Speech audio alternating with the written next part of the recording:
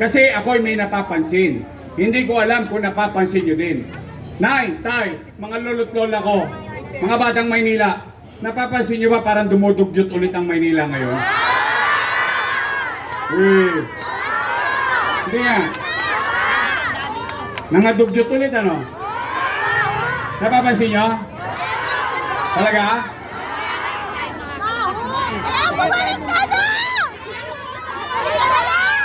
Oh. Una kong gagawin, kasi kayo nagsabi niyan, una kong gagawin, lilinisin ko ulit ang lungsod ng Maynila.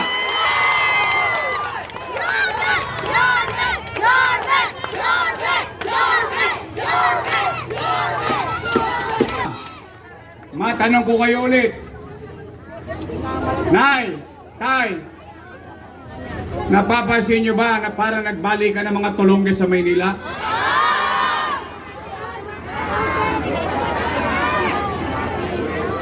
Kaliwaan na naman, kaliwat kanan, hold-upper, snatcher, wala nang pinipiling oras, at wala nang pinipiling tao. Parang naglakasan ulit ang mga, parang nagkabalbon sa dibdib ulit itong mga tulongges na to. Eh, wala na yan nung araw eh. Pinagkakalawit ko lahat yan eh. Abay, bakit? Hindi ba naman sila kakabahan? For the first time, may mayor na umiikot hanggang alas 2, alas 3 na madaling araw. Makakalawit lang sila. Kaya tanong ko, Nay, Tay, naniniwala ba kayo na dumarami na naman ang tulongge sa Maynila? Dumami na naman ang droga sa Maynila? Tuwan-tuwa kayo mga adik ha?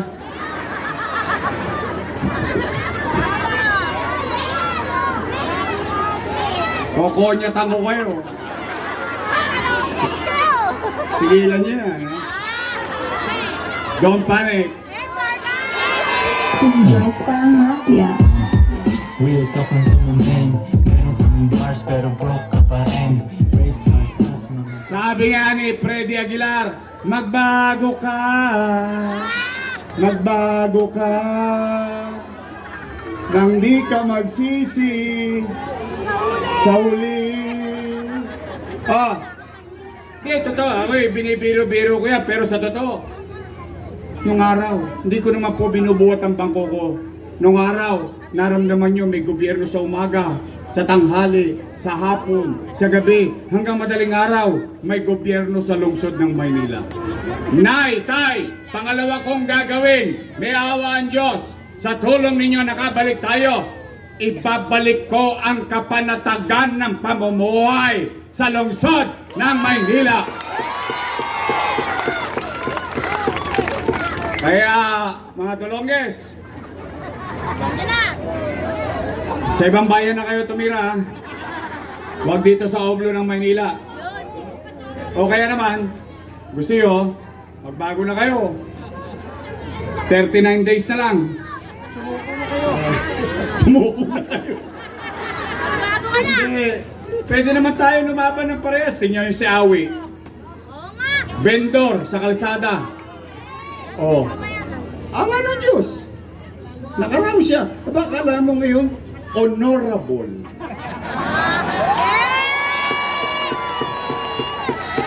Gatmabi. Kasi ang pangalan niya ngayon may doktong na eh. H-O-N. Honorable. Pwede naman pala. O sino mag-akala? Ito, real talk lang ha. Mahirap paniwalaan, pero yun ang totoo. Hindi ko naman pwede ikubli yun sa mga taga-mabuhay, taga-artin. Sino mag-akala, basurero, pwede maging mayor ng Maynila? Hindi totoo naman. Di ba? So, posible. Huwag na kayo mamerwisyo ng kapwa natin pobre. Magbago na kayo ng linya. Huwag na kayo magtrumpeta. Tudyos na lang. Joyce parang mafia. Real talk ng tumumeng. Meron kang bars pero broke ka pa. Panay, Tay, pangatlo kong gagawin. Napanood nyo ba yung video kanina? Ibabalik ko lang. Pabahay. Palupa. Marami dito kasi ang lupa hindi kanila eh. Sige ka sa kanila. Kalusugan. Ibig sabihin, Nay, Tay, tatanggalin ko na yung online schedule na yan sa health center. Kasi una kong tatanggalin dyan, yung leader nila.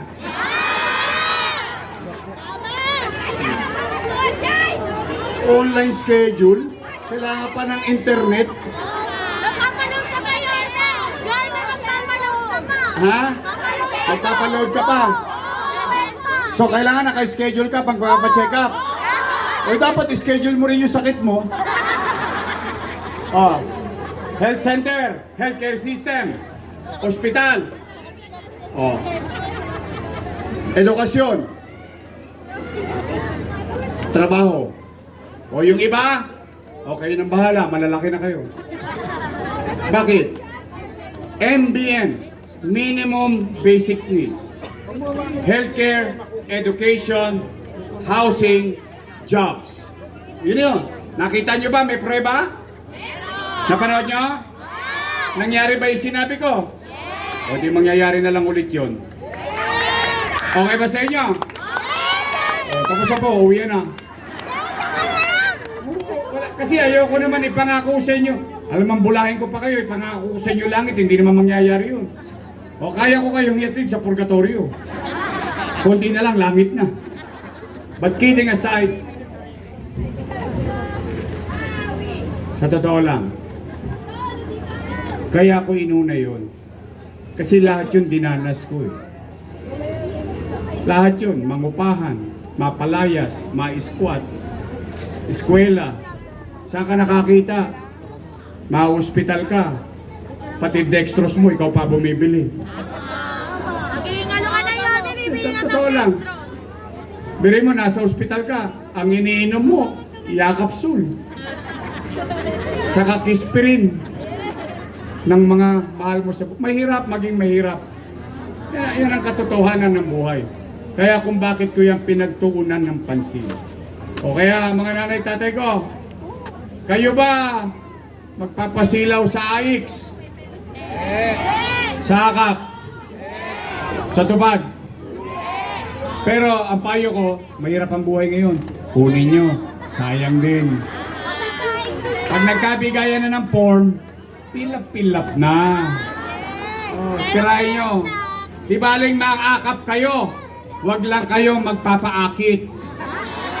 Promise? Promise! Oh, basta pag ng bobulatsing, palakpakan na lang ninyo. Ang galing mo, Congressman. Sana all. Oh, Mayor, ang galing mo. Oh, hatawin nyo ng hatawin. Bakit? Hindi ko pera yun. Hindi nila pera yun. Pera nyo yun. Pera ng taong bayan niya. So muli, huling tanong. Hanggang dyan sa Kodli. Dito sa Nangka. Dito sa Wak. O dito sa harapan. O sabay-sabay na sagot. Gusto nyo pa ba akong bumalik? Lakasan nyo nga na marinig hanggang doon. Gusto nyo? O ngayon, bigyan ninyo ako ng mga makakasama. Total, dalawa lang naman ang pagpipilian ninyo. Dalawang grupo lang yan. Unang grupo, Yorme's Choice. Matamis. Yung kabilang grupo, Ladies' Choice. Kayo may sabi nun, di ako. Ha? Pwede, Yorme's Choice tayo, straight? Promise? Sisingilin ko kayo. Pagtapos ng eleksyon, bibili ako ng dibidendaso. Bubuksan ko yan. Titingnan ko yung gitna. May prueba ba itong mga taga-Batangas na ito? Ay, nagtotoo. Oh, pag kayo nagtotoo, after election, ako naman ang singilin ninyo. Ako mananagot sa kanila. Andi dito, may asim pa. Roby Ong!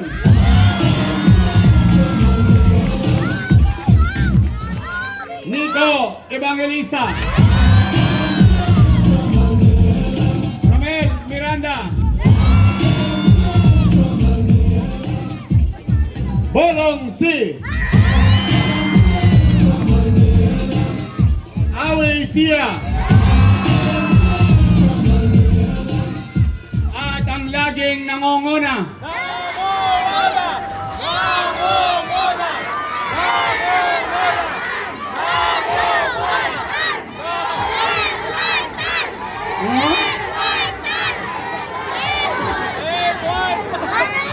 Ba't yun tatawa na? Ano sa Tagalog ang number 1? Tatagalogin ko. Nangongona. Ang tatawa ng utak nyo. Seatmate ko to. Seatmate ko sa council. District 1 and 2. Magkatabi kami sa kabats ko to. Magaling na konsyel ninyo. Muli natin ibabalik sa konseyo. Edward Tan.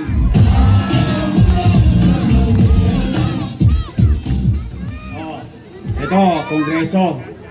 Usapan kongreso. Marireal to ko lang eh. Ang bawat distrito sa buong Pilipinas may representative. Katulad namin, District 1, meron kaming representative. Ibig sabihin, sila ay kakalap ng resources sa national government, dadali niya sa kanyang distrito. Tama mali? Ganun nyo ba naunawaan ng Congress? O tingnan nyo, kayo may congressman, minsan lang nagpagawa ng eskwelahan sa District 1 pa. Ay, tingnan ninyo, nagsisinungaling ba ako? Doon, nagpagawa sa Bitas. District 2 ba yun? District 1 yun. Alam nyo nung katabi ng eskwelahan? Sabungan. Ano nasa kaliwa? Katayan. Kaya sinusugal ang kinabukasan ng bata para katayin ang kinabukasan din nila. Pero matanong ko, bakit sa District 1? Eh meron naman sa District 2. Gusto ko lang ipaalala sa inyo. Pera nyo yun para sa Distrito 2. Pero kami, tuwan-tuwa naman kami. Thank you very much sa congressman ninyo. Sa amin nyo binigay ang pondo nyo. Thank you. I love you, District 2. But I feel bad for you. Why? It's for you. Para sa inyo yun. O gusto nyo itama yan? Gusto nyo itama? Eh total, natulungan na natin sila dati. Wala naman sila masasabi sa akin. Sa maliit kong kaparanan, tumulong naman ako sa kanila. O ngayon, ang tulungan natin, si Carlo Lopez.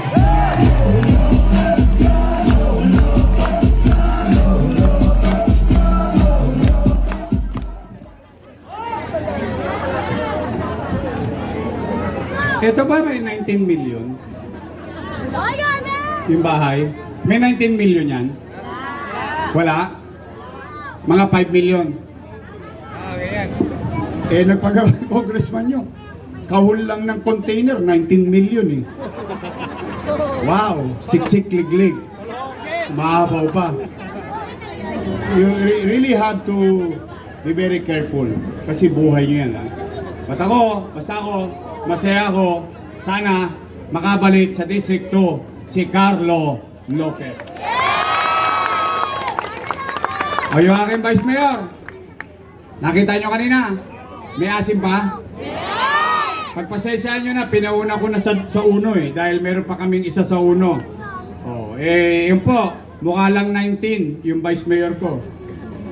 Naintindihan nyo na yun? Takwa rin sa po yun. Oh, siya po ay graduate ng LaSalle. Political Science. Ang tinapos niya. So alam niya ang trabaho. Sosyal. Galing ng LaSalle. Eh kami ni Awi. Sa Ateneo kami graduate. Awe, speak English. Hi. English naman. Hi. Oh. Ayaw nyo maniwala, graduate kami Ateneo. Ateneo de Tondo. Tondo High School.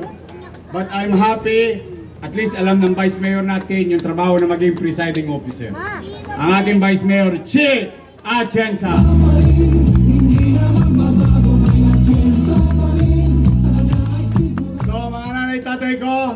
maraming salamat sa mga nagambala namin. Kaya ako na po humingi ng paumanhin.